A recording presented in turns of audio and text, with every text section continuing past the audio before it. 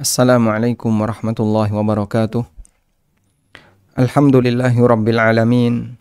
Wassalatu wassalamu ala ashrafil mursalin Nabiyyina wa maulana Muhammadin wa ala alihi wa sahbihi ajma'in. Wa ashhadu an la ilaha illallah wahdahu la syarikalah. Wa ashhadu anna Muhammadan abduhu wa rasuluh sallallahu alaihi wa ala alihi wa sahbihi wa man tabi'ahum bi ihsanin ila yaumiddin.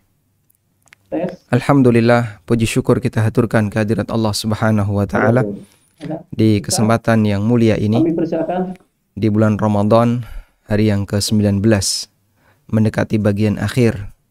Kita diberi kemudahan oleh Allah Subhanahu wa taala untuk menjalankan rangkaian ibadah sampai detik ini, dan harapan besar kita semoga setiap ketaatan yang kita laksanakan diterima oleh Allah Subhanahu wa taala. Karena satu ibadah yang diterima oleh Allah, maka berarti pelakunya sudah mendapatkan predikat sebagai orang yang bertakwa di sisi Allah. Sebagaimana yang difirmankan oleh Allah Subhanahu wa taala dalam Al-Qur'an, "Innama yataqabbalullahu minal muttaqin." Sesungguhnya Allah hanyalah menerima amalan dari para hambanya yang bertakwa. Artinya ketika amalan itu telah diterima oleh Allah, berarti hambanya adalah orang yang bertakwa, diakui oleh Allah sebagai orang yang bertakwa kepadanya. Dan tentu kita berharap di bagian akhir dari bulan Ramadan ini bisa kita maksimalkan, karena inilah penentu dari setiap perjuangan yang kita lakukan sepanjang bulan Ramadan. Kenapa kita sebut sebagai penentu? Karena sebagaimana yang kita ketahui bahwa penentu dari amal adalah di bagian akhirnya. Penentu amal atau penentu keberhasilan amal. Penentu keberhasilan amal ada di ujungnya. Berdasarkan sabda Nabi sallallahu alaihi wasallam, qala sallallahu alaihi wasallam, Rasulullah sallallahu alaihi wasallam bersabda, "Innamal a'malu binniyat." Innamal a'malu bil khawatim. Sesungguhnya amal itu ditentukan oleh khatimahnya, oleh ujungnya. Sehingga ketika ujungnya baik, maka bagian depan dianggap baik. Ketika ujungnya tidak baik, berarti sebaliknya. Karena itu perjuangan kita ketika beramal adalah sampai di ujung. Anda bisa lihat sebuah perlombaan ketika digelar, maka penentunya bukan siapa yang memulai terbaik ketika start, tapi penentunya adalah siapa yang bisa mencapai garis finish yang paling cepat. Dalam lari maraton, mungkin ada ratusan orang yang ikut. Ketika tembakan pertama diluncurkan, maka ratusan orang itu berangkat bareng-bareng. Tapi tidak semuanya bisa sampai garis finish. Hanya mereka yang pemenang yang bisa sampai di garis finish. Sehingga pada saat orang melakukan perlombaan, maka pemenangnya bukan ditentukan di bagian depan, tapi pemenangnya ditentukan di bagian ujungnya. Karena itulah, dalam semua amal yang istimewa, dalam semua waktu yang istimewa,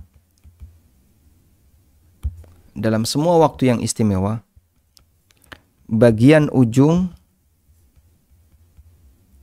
lebih afdol dibandingkan bagian depan. Dalam semua waktu yang istimewa, bagian ujung itu lebih afdol dibandingkan bagian depan. Seperti misalnya hari Jumat merupakan hari yang istimewa. Dan kapan hari Jumat yang paling mustajab? Hari Jumat yang paling mustajab adalah setelah asar. Setelah asar, dia lebih mustajab. Contoh yang lain adalah hari Arafah. Hari Arafah adalah hari yang istimewa. Kapan hari Arafah yang paling mustajab? Yang paling mustajab adalah penghujung Arafah, yaitu setelah asar. Sehingga setelah asar, orang yang sedang wukuf di Arafah dianjurkan untuk memperbanyak berdoa kepada Allah Subhanahu wa taala, banyak bermunajat kepada Allah Subhanahu wa taala. Di bagian akhir inilah detik-detik di mana kaum muslimin menunjukkan betapa iftikar mereka, ketundukan mereka dan merasa butuh di hadapan Allah Subhanahu wa taala. Demikian pula ketika di 10 pertama Dzulhijjah. Di 10 pertama Dzulhijjah, kapan yang paling istimewa? Di bagian akhir, yaitu tanggal 10. Karena di tanggal 10 Dzulhijjah di sini adalah hari raya yang di mana kaum muslimin mendekatkan diri kepada Allah dengan cara berkurban. Yang itu tidak ada pada hari yang lain selain Idul Adha. Demikian pula pada waktu malam. Pada waktu malam, kapan malam yang terbaik? Di sepertiga malam terakhir. Sehingga di waktu-waktu yang istimewa, Allah Subhanahu wa taala takkan bagian ujungnya lebih afdal dibandingkan bagian depan. Dan tak terkecuali ketika bulan Ramadan. Pada waktu bulan Ramadan, maka bagian 10 akhir lebih afdal dibandingkan bagian depan. Karena di sini ada Lailatul Qadar. Yang ini lebih baik daripada 1000 bulan. Sehingga 10 akhir bulan Ramadan lebih afdal dibandingkan dengan bagian awalnya. Bahkan sampai ulama berbeda pendapat mana yang lebih afdal antara 10 pertama Dzulhijjah ataukah 10 terakhir Ramadan, dan itu salah satu di antara yang menunjukkan bahwasanya ini adalah waktu yang istimewa bagi kaum muslimin. Nah, karena itulah sekali lagi bahwa perjuangan kaum muslimin ketika memasuki bulan Ramadan bukan di bagian awal, tapi lebih dilihat dari bagian ujungnya. Dan bagian awal merupakan pengantar. Karena ketika orang beribadah kepada Allah dan ada pengantarnya, secara umum akan lebih berhasil dibandingkan ibadah yang tanpa pengantar. Maka kita jadikan perjuangan yang kita lakukan di bagian awal semoga diterima oleh Allah agar menjadi pengantar untuk ibadah di event yang terakhir, di sesi yang terakhir. Sehingga sesi awal jadikan sebagai pengantar untuk bisa sukses di sesi akhir.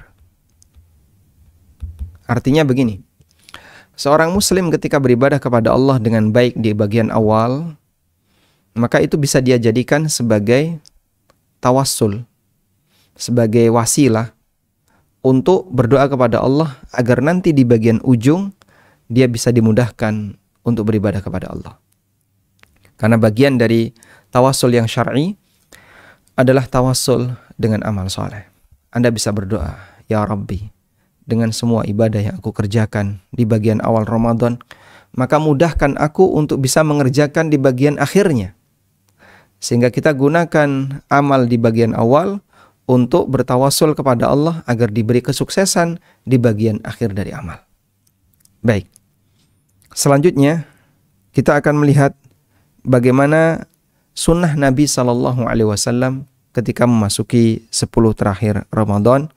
Dan di sini saya mengangkat sebuah buku yang berjudul Mukhtasar Lataiful Ma'arif.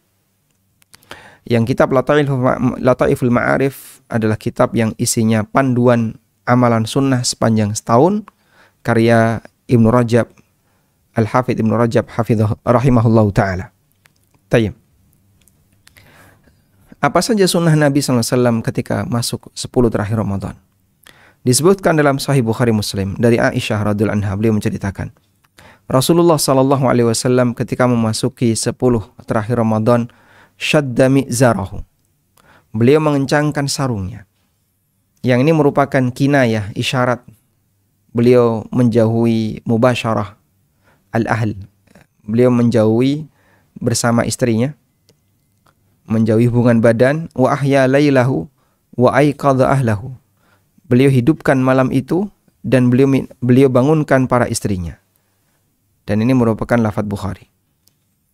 Dalam lafaz Muslim, ahyal laila wa aiqadha ahla. Beliau hidupkan malamnya dan beliau bangunkan para istrinya. Wa jadda, beliau sungguh-sungguh. Wa syaddal mi'zar, dan beliau kencangkan sarungnya.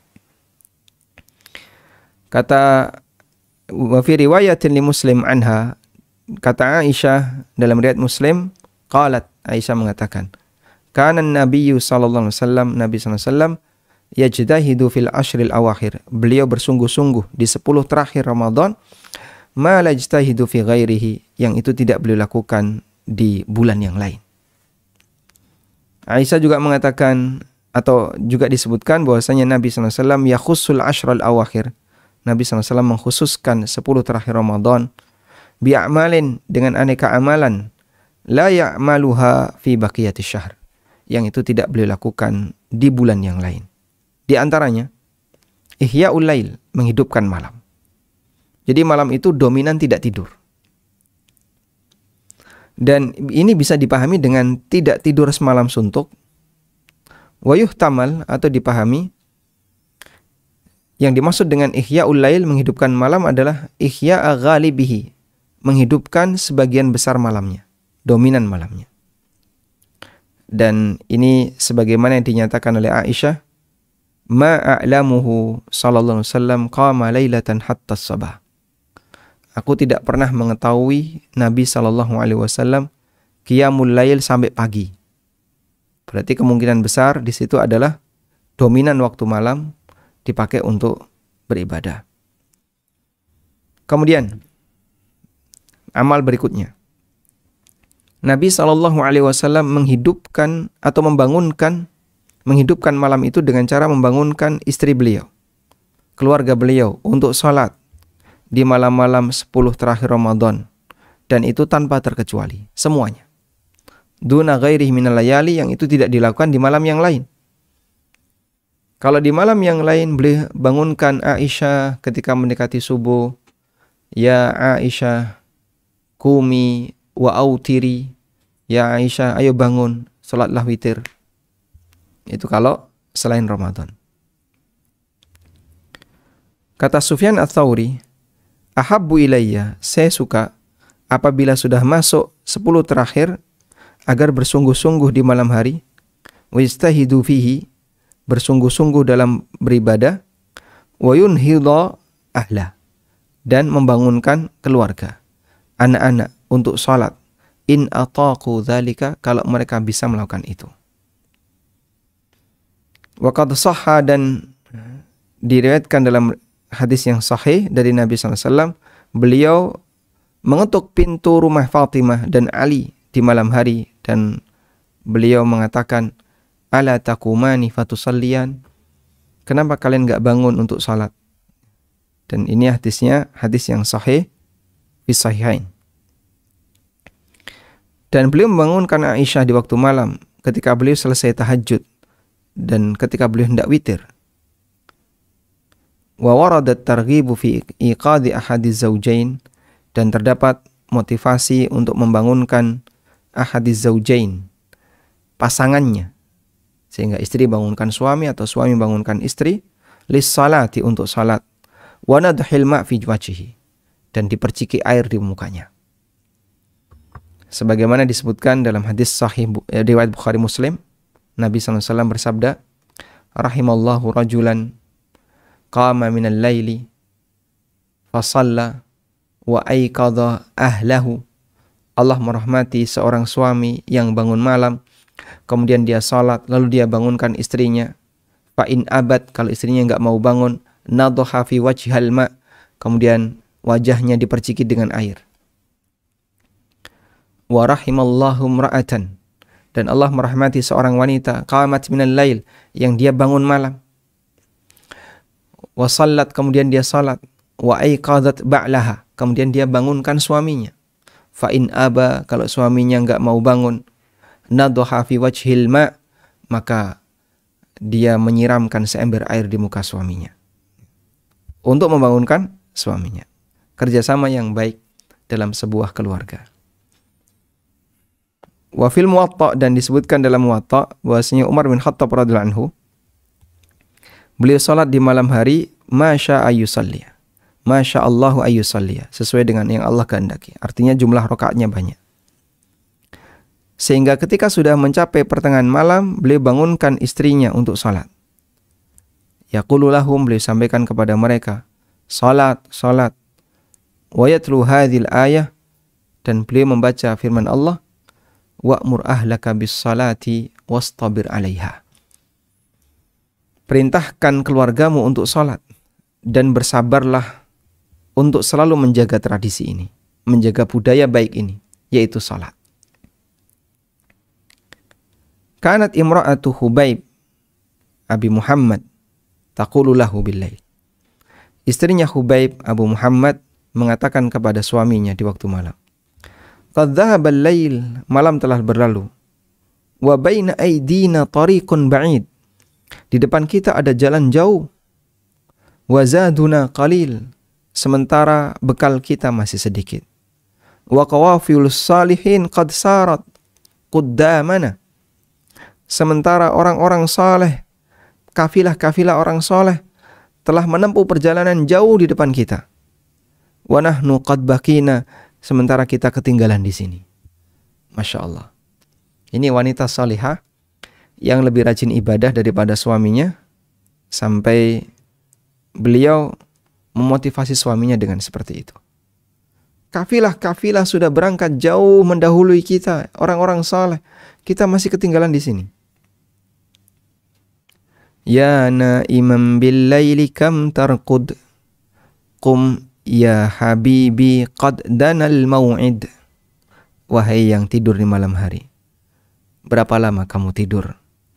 Bangun wahai kasihku, sesungguhnya kiamat sudah dekat. Wa khudh minal laili wa awqatihi wirda, gunakan waktu malam untuk berzikir. Idza ma haja'a ar-ruqad, man nama hatta yanqadi lailuhu lam yablughil manzila aw yajhad. Barang siapa yang tidur sampai malam itu berlalu, dia tidak akan bisa sampai di rumahnya. Kita lakukan perjalanan di waktu malam agar bisa lebih cepat untuk tiba di tujuan. Baik. Subhanallah, ini wanita salihah ya, yang mencoba membangunkan suaminya dan bahkan pakai syair. Maka kerjasama itu tidak melulu suami yang membangunkan istrinya, terkadang istri yang membangunkan suaminya. Untuk tujuan apa? Untuk tujuan salat berjamaah, ibadah di waktu malam. Kemudian, wa minha, amal yang lain adalah Nabi SAW yashuddul mi'zar. Nabi SAW mengencangkan sarungnya. Ulama berbeda pendapat mengenai tafsir beliau mengencangkan sarungnya. Di antara ulama ada yang mengatakan ini merupakan kinayah, ungkapan tentang syiddatu jiddihi wa ijtihadi. Bagaimana kesungguhan Nabi SAW dan kesungguhan beliau dalam ibadah. Sebagaimana dikatakan, fulan yashuddu wasatahu wa yas'a fi kada. Fulan mengencangkan sabuknya, terus dia kerja. Wa hadza fihi nadhar, tapi tafsir ini kurang tepat. Fa innaha qalat, karena Aisyah mengatakan jadda wa shaddal mi'zar. Fa'atafat shaddal mi'zar ala jaddihi. Beliau menggandengkan kata jadda dengan syaddul mi'zar, yang mengisyaratkan bahwasanya antara kesungguhan dengan mengencangkan sabuk itu dua hal yang berbeda. Berarti yang benar maksudnya adalah i'tizaluhu lin nisa. Beliau untuk sementara waktu menjauhi istrinya. Dan ini merupakan tafsir yang dipahami oleh para salaf dan a'immatul mutaqaddimun dan para ulama masa silam. Kemudian Nabi SAW umumnya beliau iktikaf di 10 terakhir Ramadan. Dan orang yang i'tikaf dilarang untuk mendekati wanita berdasarkan dalil, yaitu firman Allah Ta'ala. Apa firman Allah? وَلَا تُبَاشِرُهُنَّ وَأَنْتُمْ عَاكِفُونَ فِي الْمَسَاجِدِ. Jangan kau melakukan hubungan badan ketika kamu sedang iktikaf di masjid. Juga berdasarkan ijma' ulama. Dan sekelompok ulama salaf ketika menafsirkan firman Allah Ta'ala, فَالْآنَ بَاشِرُوهُنَّ وَابْتَغُوا مَا كَتَبَ اللَّهُ لَكُمْ إِنَّهُ طَلَبُ لَيْلَةِ الْقَدَرِ. Sekarang bashiruhunna wabtaghu ma kataballahu lakum. Silahkan kau gauli istrimu, lalu setelah itu carilah apa yang Allah tetapkan untukmu. Maksudnya adalah mencari Lailatul Qadar. Sehingga urusan masalah keluarga, hubungan badan beres sebelum 10 terakhir Ramadan. Dan maknanya adalah bahwa ketika Allah Ta'ala membolehkan untuk mubasyaratun nisa, untuk hubungan badan dengan wanita di malam-malam puasa sampai terbit fajar, amara ma'adzalika, Allah juga perintahkan dengan mencari Lailatul Qadar agar kaum muslimin tidak sibuk di sepanjang malamnya bulan Ramadan bil istimta'il mubah, hanya dihabiskan untuk mubasyarah, untuk bercumbu dengan istrinya yang hukumnya mubah. Fayafutuhum talabu Lailatul Qadar, sehingga mereka ketinggalan mencari Lailatul Qadar. Fa'amara ma'adzalika, sehingga ketika Allah bolehkan mereka untuk melakukan hubungan, Allah perintahkan agar mencari Lailatul Qadar dan tahajud di waktu malam. Khususan, terutama di malam-malam yang diharapkan terjadi Lailatul Qadar. Karena itulah di sini Nabi SAW yusibu min ahlihi fil 20 min Ramadan. Nabi SAW melakukan hubungan badan dengan istrinya di 10 awal Ramadan. Thumma ya'tazilu nisa'a. Lalu beliau tinggalkan istrinya dan fokus mencari malam Qadar di 10 terakhir Ramadan. Nah, selanjutnya, amalan berikutnya ketika di 10 terakhir Ramadan adalah mandi bainal isya'ain, antara maghrib dan isya. Hammad bin Salamah meriwayatkan bahwa Thabit al-Bunani ini muridnya Anas bin Malik, dan Humaid at-Tawil yalbasani, mereka memakai pakaian yang paling bagus, memakai wangian, wa yutayyibun al-masjid bin naduhi wad dukhan, dan mereka memberi wangian untuk masjid dengan an-naduh wad dukhan. Coba lihat. An-naduh tibun sa'ilun yursha ala farashil masjid wa ardiyatiyah. Kalau naduh adalah minyak wangi yang encer yang disemprotkan di tikar masjid atau tanah masjid. Sedangkan dukhna adalah al-bukhur alladhi yutayyab bihil bait awil masjid, adalah gaharu yang digunakan untuk mewangikan rumah atau masjid.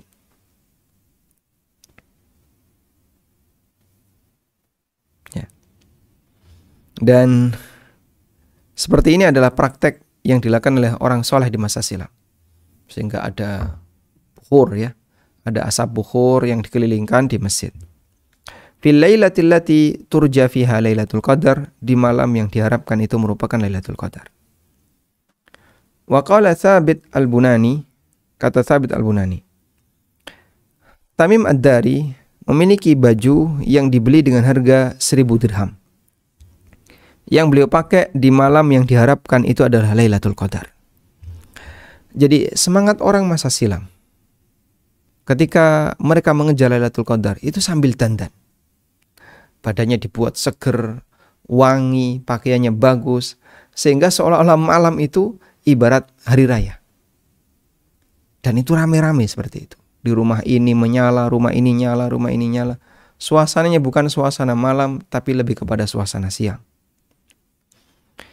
Maka dari sini kita bisa pahami, dianjurkan di malam-malam yang diharapkan itu merupakan Lailatul Qadar untuk tanadzuf, membersihkan diri, berhias dandan, memakai wangian dengan mandi, lalu memakai parfum, memakai pakaian yang terbagus.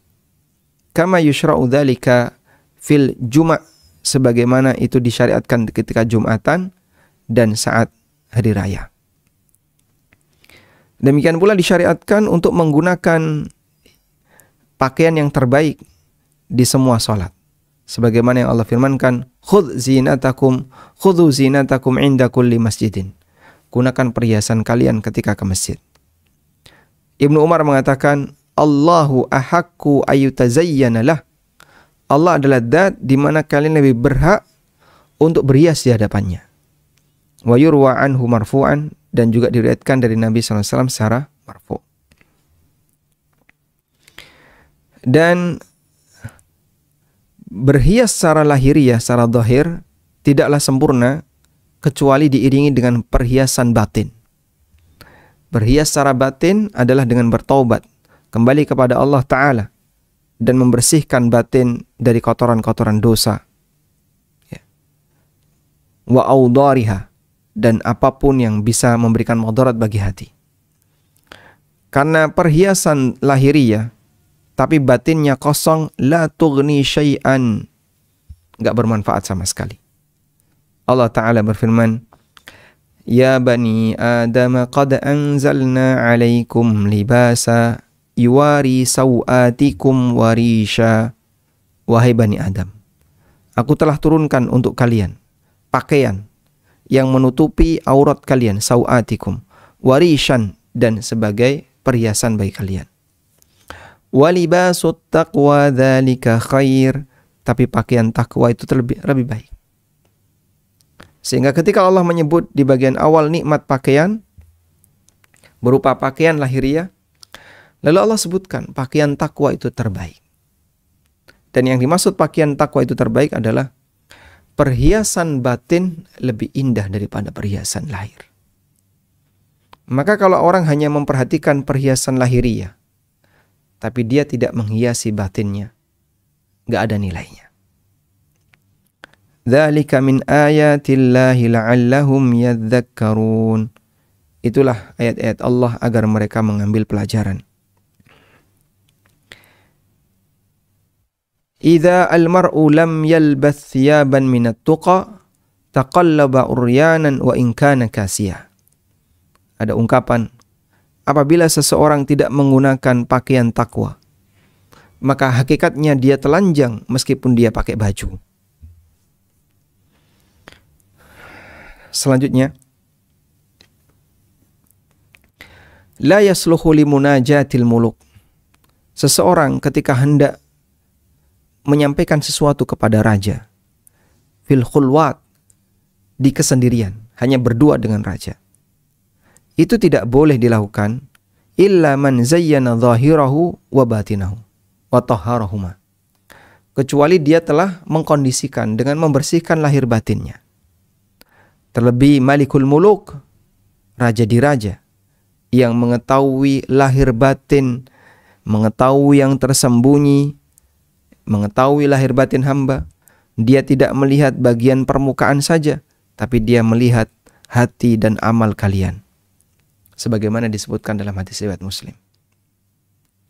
Innallaha la yanzuru ila suwarikum wala ila ajsamikum walakin yanzuru ila qulubikum wa a'malikum.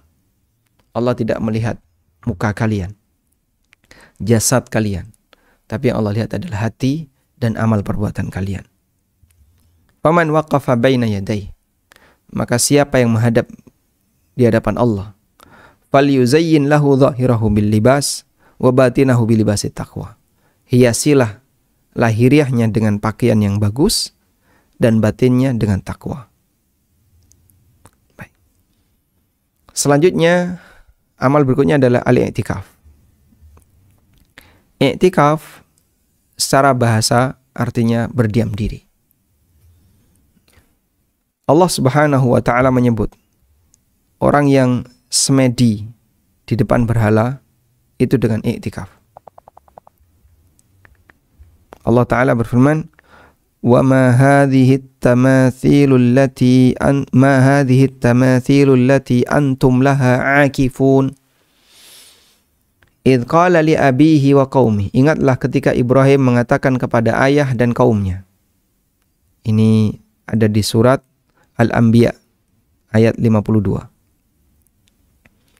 Ingatlah ketika Ibrahim mengatakan kepada ayah dan kaumnya, "Ma hadhihi at-tamathilu allati antum laha 'akifun." Berhala apa ini? Kok kalian iktikaf di hadapannya? Qalu wajadna aba'ana laha 'abidin. Jawab mereka, kami jumpai leluhur kami menyembah mereka. Kok kamu ngelarang kami, apa urusannya? Nah, kepentingan kita dari ayat ini adalah Allah Ta'ala menyebut kegiatan semedi di depan berhala itu dengan iktikaf. Yaitu iktikaf secara makna bahasa yang artinya adalah berdiam diri.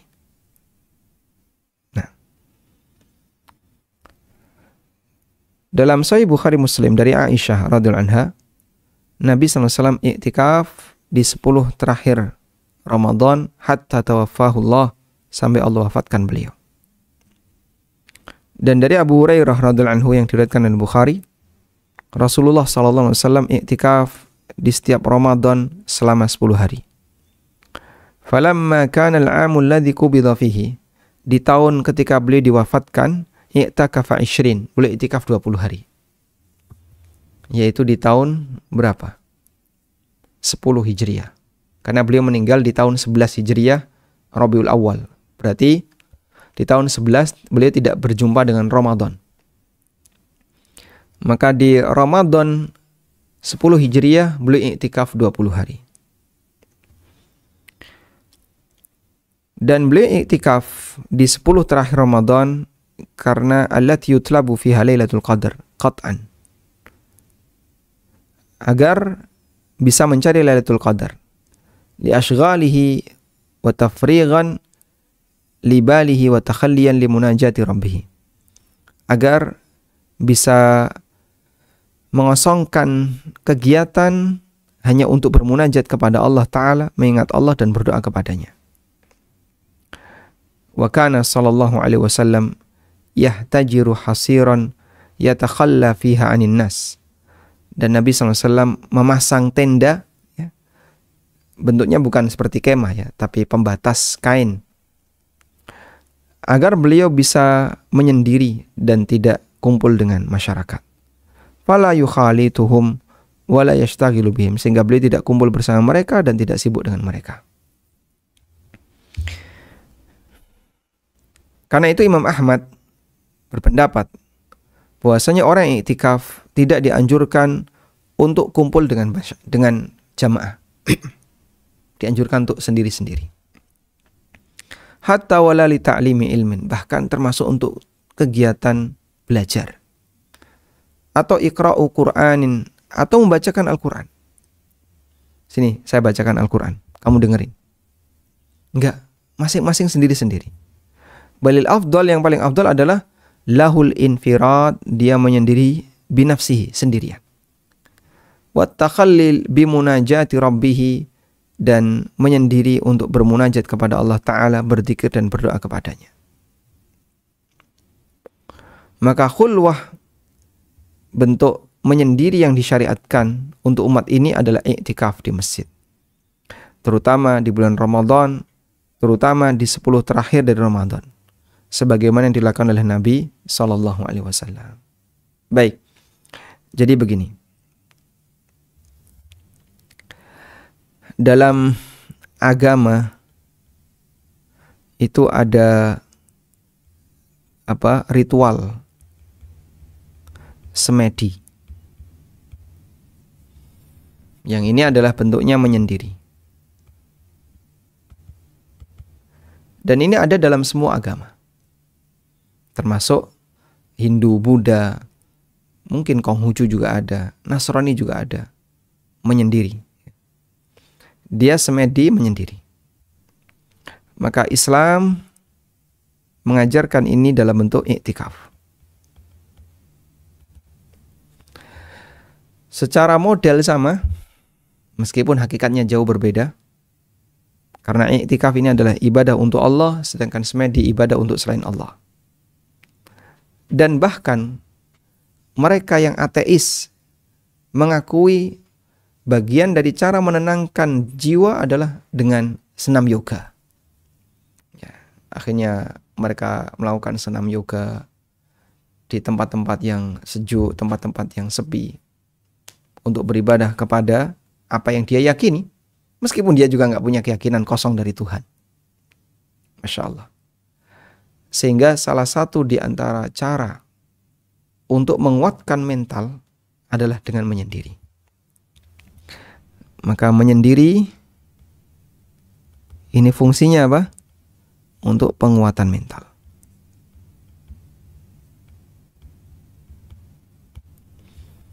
Karena itu para nabi dikuatkan mentalnya oleh Allah Subhanahu wa taala dengan cara menyendiri. Seperti Nabi Muhammad sallallahu alaihi wasallam, sebelum beliau menjadi nabi, beliau sering tahannuts di Gua Hira, sering menyendiri di Gua Hira. Demikian pula Nabi Musa alaihi salatu wassalam, beliau mendatangi panggilan Allah Subhanahu wa taala dan diajak bicara langsung oleh Allah Subhanahu wa taala selama 40 hari. Ya, meskipun itu dilakukan setelah beliau menjadi nabi. Sebagaimana yang Allah Subhanahu wa taala firmankan, wa atmamnaha bi asyrin.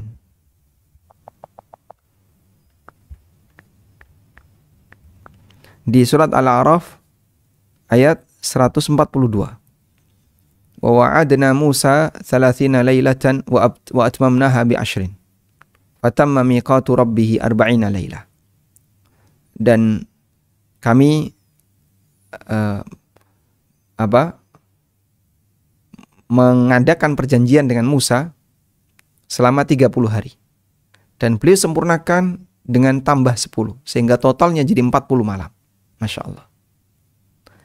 Itu menyendirinya Nabi Musa alaihissalatu wassalam untuk beribadah kepada Allah Ta'ala. Dan beliau pesan kepada Nabi Harun. Wa qala Musa li akhihi Harun akhlufni fi qaumi. Dan beliau pesan kepada saudaranya Harun, gantikan aku untuk ngurusi kaumku.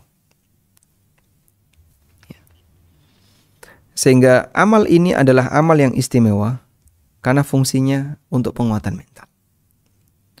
Kenapa demikian? Interaksi hamba dengan hamba. Interaksi hamba dengan hamba ini terjadi gesekan. Dan dalam gesekan terjadilah panas. Ada banyak masalah dari gesekan itu. Atau terjadi medan magnet. Sehingga dalam gesekan itu kadang terbentuk rasa cinta.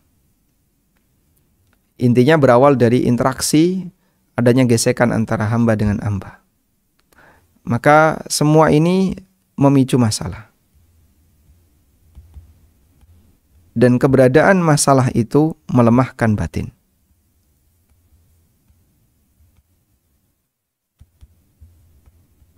Makanya para ulama mengatakan, di antara yang bisa melemahkan batin adalah kathratul khulta bin nas.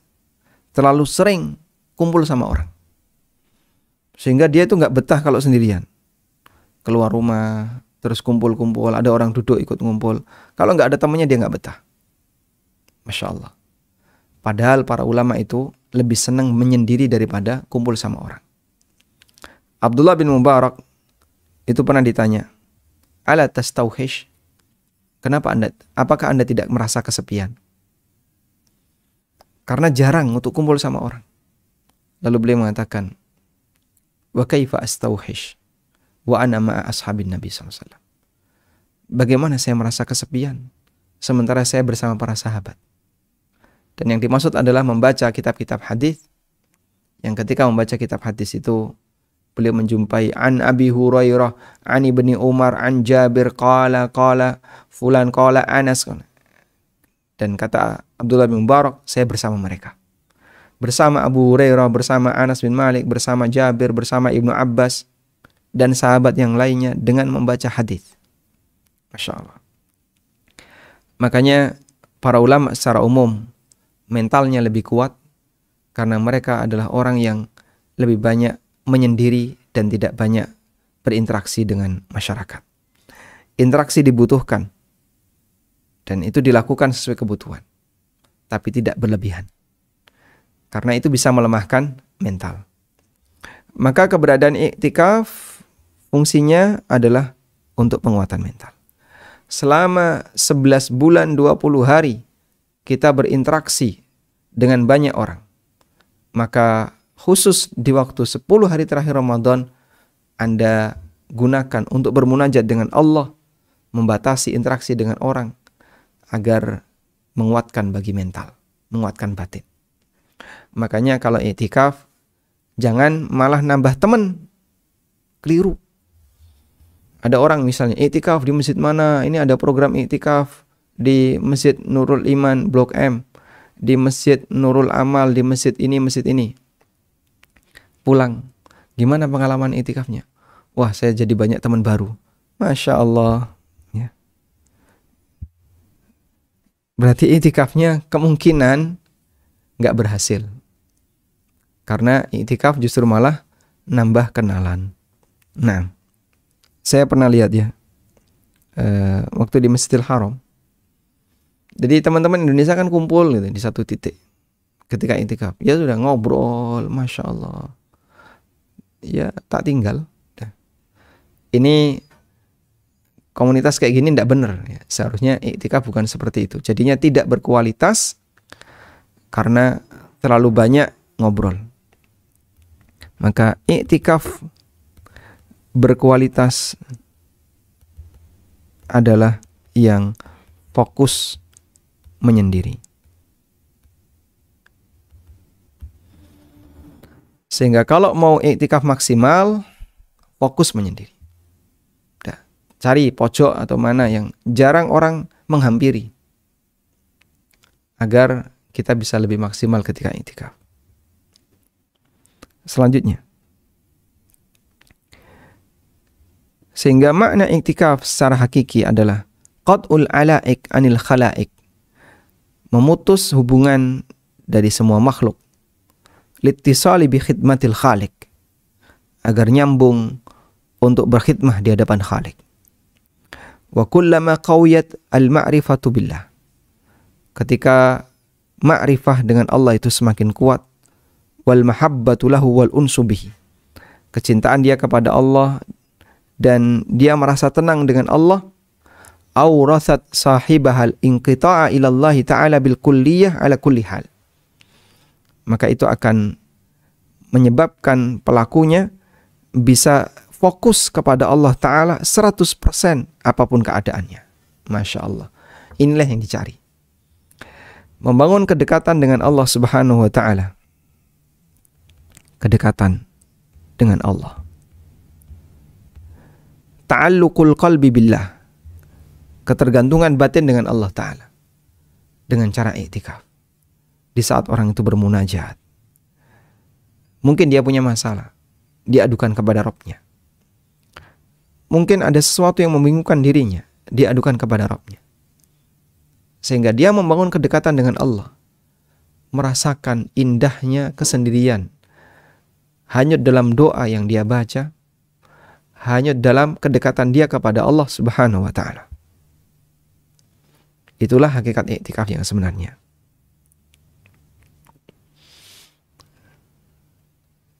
Tayyib. Dan ketika orang mendapatkan Lailatul Qadar, maka dia mendapatkan hal yang terbaik dalam hidupnya. Istadrik ma fataka fi Lailatul Qadar fa innaha tuhsabu bil umri. Kejar apa yang kelewatan untukmu di Lailatul Qadar, karena itu akan menghabiskan umur. karena satu malam itu lebih baik daripada 1000 bulan yang itu sebanding dengan 80 sekian tahun. Masya Allah. Allah Ta'ala berfirman, Inna anzalnahu fi lailatul qadar. Lalu Allah tegaskan, Lailatul Qadri khairum min alfi syahr. Malam Qadar itu lebih baik daripada 1000 bulan. Kata Imam Malik, telah sampai kepadaku bahwasanya Rasulullah SAW uriya a'maran nas qablahu. Ditampakkan kepada beliau umur manusia sebelum beliau. Umur manusia generasi sebelumnya. Au ma sya'allahu min dzalika. Atau yang Allah tunjukkan kepada beliau. Faka'annahu taqasara a'mara ummatihi. Lalu beliau merasa umur umatnya itu pendek. Alla yablughu minal amali alladhi balagha ghairuhum min tulil umur. Sehingga amal umatnya tidak akan bisa melampaui amal masyarakat atau orang-orang di masa silam yang umurnya panjang. Fa'atahu Allahu lailatul qadri khairan min alfi syahr. Lalu Allah Subhanahu wa taala berikan Lailatul Qadar yang itu lebih baik daripada 1000 bulan. Dan disebutkan dalam Sahih Bukhari Muslim, Nabi SAW bersabda, Man qama Lailatul Qadri imanan wa ihtisaban, ghufira lahu ma taqaddama min dhanbi. Siapa yang melakukan qiyam di Lailatul Qadar karena iman dan mengharapkan pahala dari Allah, maka dosanya akan diampuni. Karena iman artinya karena mempercayai bahwasanya ini adalah malam yang istimewa, malam yang terbaik. Fal mubadarah al-mubadarah ila ightinamil amal fima baqiya min asy-syahr. Fa asa ayustadraka bihi ma fata min diya'il umur. Maka bersegeralah untuk memanfaatkan amal di sisa waktu bulan ini. Di sisa waktu Ramadan. Agar kita bisa mengejar min diya'il umur, sekian banyak waktu yang kita sia-siakan. Baik. Walhamdulillahirabbil alamin. Kemudian berkaitan dengan akhir dari Ramadan. Di sini ada nasihat yang bagus. Ini pembahasan tentang kapan Lailatul Qadar. Ada khilaf di antara para ulama. Ada yang mengatakan Lailatul Qadar intinya adalah di 10 malam terakhir Ramadan. Ada yang mengatakan di malam 27, yang paling besar harapannya di malam 23, dan ada banyak versi. Tapi intinya itu semua adalah rahasia. Di sini dinyatakan waqala al-jumhur, kata jumhur, hiya munhasiratun fil ashril awakhir. Lailatul Qadar hanya ada di 10 terakhir Ramadan. Dan mereka berbeda pendapat malam apa yang paling besar harapannya Lailatul Qadar. Mayoritas mereka mengatakan ba'du layalihi arja min ba'din. Al-autar arja fil jumlah. Mayoritas ulama mengatakan malam witir lebih besar harapannya. Lalu di malam witir yang mana yang paling besar harapannya? Ada yang mengatakan malam 21, dan itulah pendapat yang masyhur dari Imam Syafi'i. Dan Imam Syafi'i punya pendapat yang lain, yang paling dominan atau yang paling besar diharapkan Lailatul Qadar adalah malam 23. Warajjahat ta'ifatun, dan ulama yang lain mengatakan di malam 27. Sebagaimana yang disampaikan oleh Ats-Tsauri dari Ahlul Kufah, para ulama Kufah. Beliau mengatakan, nahnu naqul, kami katakan, Lailatul Qadar adalah malam 27. Lamma ja'ana an Ubay bin Ka'ab. Berdasarkan riwayat dari Ubay bin Ka'ab. Wa mimman qala bihadza Ubay bin Ka'ab. Dan di antara ulama yang menegaskan hal ini adalah sahabat Ubay bin Ka'ab. Beliau sampai bersumpah Lailatul Qadar di malam 27. Ada riwayat Ubay bin Ka'ab itu bersumpah bahwa Lailatul Qadar ada di malam 27. Demikian pula Zir bin Hubaish, ulama tabi'in. Wa Abdah bin Abi Lubabah. Dan diriwayatkan dari Qanan bin Abdullah An-Nahmi, aku bertanya kepada Zir tentang malam Qadar. Faqala, lalu kata Zir, bahwa Umar, Hudzaifah, dan beberapa sahabat Rasulullah SAW, la yashukun, mereka tidak ragu bahwasanya Lailatul Qadar itu malam 27. Diriwayatkan oleh Ibnu Abi Syaibah, wa huwa qaulu Ahmad wa Ishaq, dan ini merupakan pendapat Imam Ahmad dan Ishaq bin Rahuya. Dan juga dirajihkan bahwasanya itu adalah malam 27, bahwasanya Ubay bin Ka'ab bersumpah dan beliau mengatakan, bil ayah au bil alamah allati akhbarana biha Rasulullah SAW anna syamsa tatlu'u sabihataha la syu'a'a laha. Ya. Dengan ayat Allah bahwasanya Rasulullah SAW mengabarkan kepada kami matahari itu di waktu paginya terbit la syu'a'a laha, tidak terlalu menyengat. Nah, baik, pada prinsipnya ini rahasia dan tidak ada satupun yang tahu kapan Lailatul Qadar. Maka yang bisa kita lakukan adalah perbanyak amal semampu yang bisa kita lakukan di waktu malam agar kita bisa mendapatkan Lailatul Qadar. Selanjutnya fi wada'i Ramadan, ketika kita berpisah dengan Ramadan.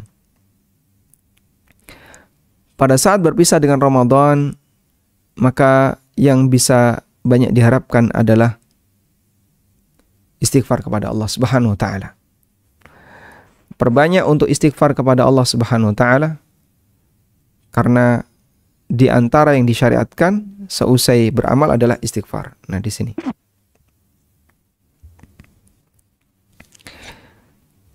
Falamma kathurat asbabul maghfirah. Ketika sebab ampunan di bulan Ramadan itu banyak, maka orang yang tidak dapat ampunan di bulan Ramadan berarti dia mahruman ghayatal hurman, berarti dia betul-betul dijauhkan dari kebaikan. Dalam Sahih Ibnu Hibban dari Abu Hurairah, Nabi SAW pernah naik mimbar, lalu beliau mengucapkan amin, amin, amin. Lalu dikatakan, ya Rasulullah, Anda naik mimbar lalu mengucapkan amin, amin, amin. Kemudian beliau mengatakan, inna Jibril, sungguhnya Jibril mendatangiku lalu berdoa, man adraka syahr Ramadan falam yughfar lahu dakhalan nar fa'ab'adahu Allahu, qul amin. Siapa yang menjumpai bulan Ramadan tapi dia belum diampuni, maka dia akan masuk neraka. Allah jauhkan dia. Muhammad, ucapkan amin. Faqultu amin, maka aku ucapkan amin. Targetkan ini. Target kita di 10 terakhir Ramadan ini, dosa kita diampuni. Sehingga kita berharap semoga di bagian akhir ini, kalaupun mungkin pahala kita masih banyak yang kurang, karena ibadah kita banyak yang kurang, tapi kita punya harapan semoga dosa kita diampuni oleh Allah Subhanahu wa ta'ala.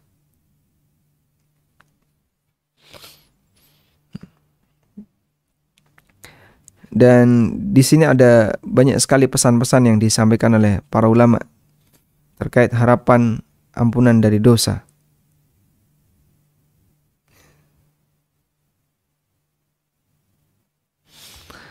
Seperti di sini disebutkan, wa amma kalimatul istighfar famin a'dhami asbabil maghfirah. Kalimat istighfar adalah sebab maghfirah yang paling besar. Karena istighfar adalah berdoa minta ampunan, dan doanya orang yang puasa itu mustajab ketika puasa dan menjelang berbuka.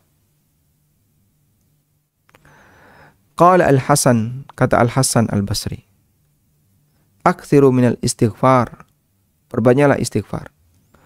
Fa innakum la tadruna mata tanzilur rahmah, karena kalian tidak tahu kapan rahmat itu turun.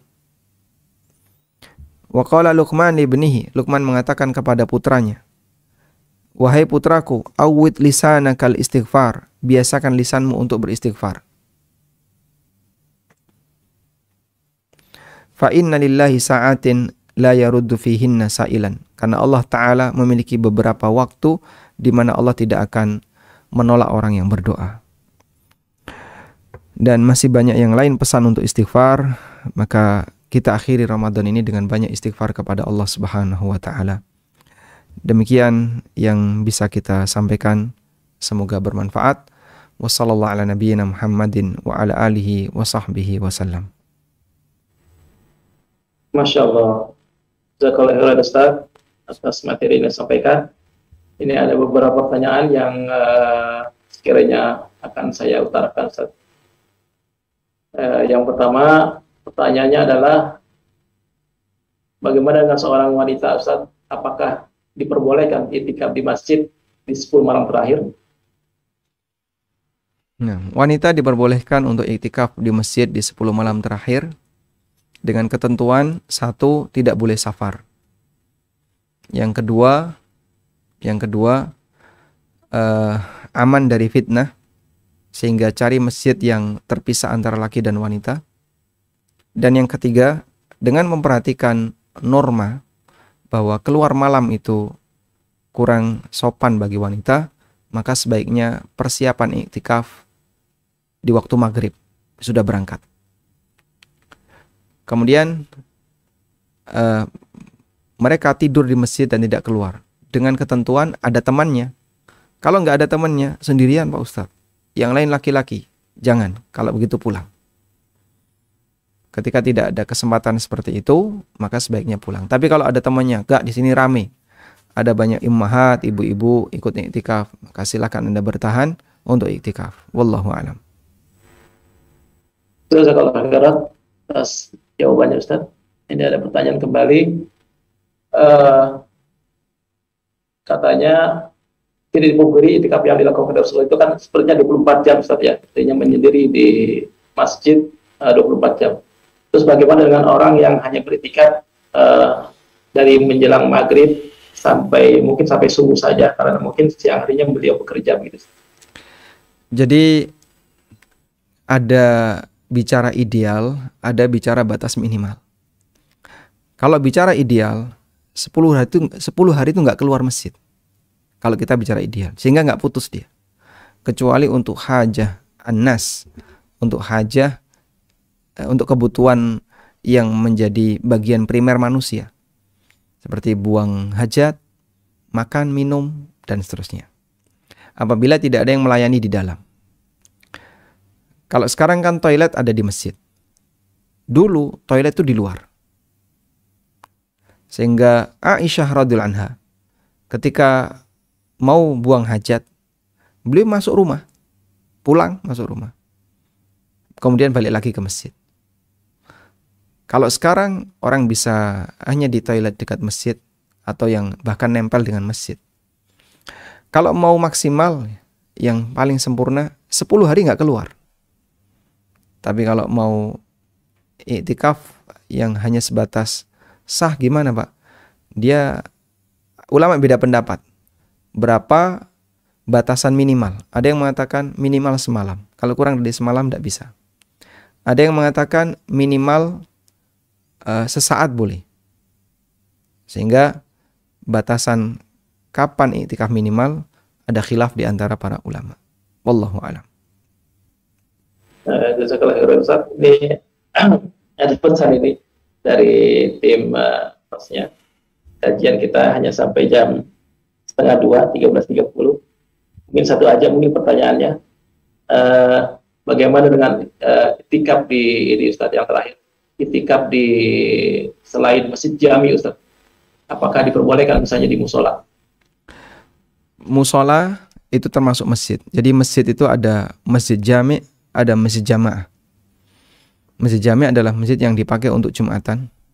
Kalau masjid jamaah, masjid yang dipakai untuk jamaah tapi tidak dipakai untuk Jumatan. Bahasa kita musola. Tapi semuanya masjid. Apa hukum iktikaf di masjid jamaah yang bukan masjid jami, nggak dipakai Jumatan? Jawabannya sah.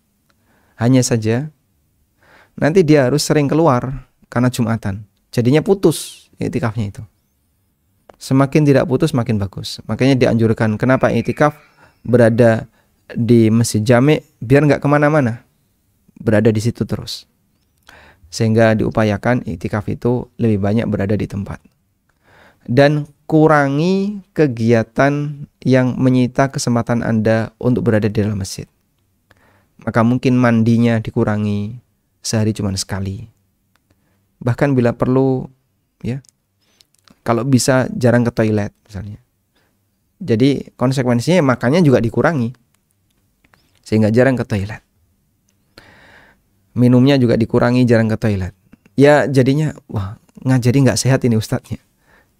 Ya saya nggak ngajari kayak gitu, tapi mengurangi itu disyariatkan.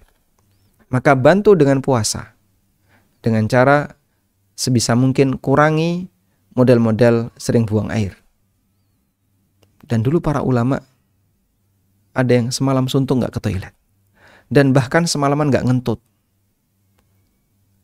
Seperti mereka yang sholat subuh dengan wudhu sholat isya. Imam Nawawi itu jarang ke toilet, karena memang makannya sedikit. Dan banyak ulama besar yang mereka adalah orang-orang yang jarang ke toilet. Karena seperti ini kadang kan jadi mutus panjang. Cuman karena kebiasaan kita, sebagaimana yang kita tahu, sehari bisa 5 kali ke toilet, maka kita hanya bisa saranin, coba dikurangi ya. Jadi buat tekad target, mandi sehari 1, cukup insya Allah. Maka badan jangan terlalu dibuat kotor, banyak diam, santai. Jangan terlalu banyak berkeringat. Yang kedua, jarang ke toilet. Ya, buat jarang ke toilet sehingga dibatasi. Dengan membangun tekad seperti itu, alhamdulillah dimudahkan oleh Allah. Dan teman-teman yang di Masjidil Haram ya, dan saya sendiri pernah membuktikan, dari mulai jam 9 pagi sampai jam 11 malam gak ke toilet. Jadi jam 9 pagi itu ke toilet, udah, setelah itu ke masjid jam 9 pagi sampai jam 11 malam, selesai sholat tarawih di Masjidil Haram, itu tidak ke toilet. Ya, mungkin sambil belajar seperti itu kalau bisa, alhamdulillah, bagus ya. Wallahu a'lam. Masya Allah. Jazakallahu khairan Ustaz atas materi yang disampaikan. Waktu sudah setengah 2 lebih. Terima kasih banyak. Mudah-mudahan bermanfaat apa yang disampaikan oleh Ustaz. Kepada ikhwan yang bertanya juga mohon maaf tidak semua pertanyaan kita utarakan karena dengan waktu. Jazakallahu khairan. Kita tutup dengan doa penutup majelis.